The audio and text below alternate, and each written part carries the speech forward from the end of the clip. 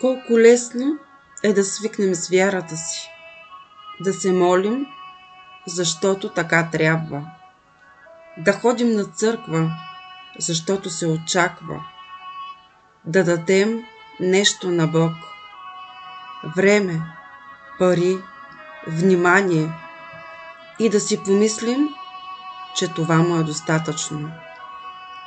Но Божието сърце не търси ритуал, а връзка. Не поведение, а любов. В Исаия 1 глава Бог казва на своя народ: жертвите ви ми тежат, не мога да ги понасям. Защо? Защото ръцете им били пълни с неправда, устата с молитви, но сърцето далеч. Бог не иска религия без истина.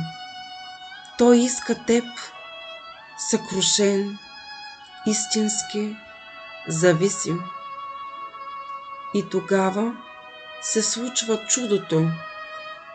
Бог приема жертви, но не какви да е, а такива, които извират от сърце пълно с вяра. Псалм 51 Давид разбира това. Жертва за Бога е дух съкрушен, сърце разкаяно той няма да презре.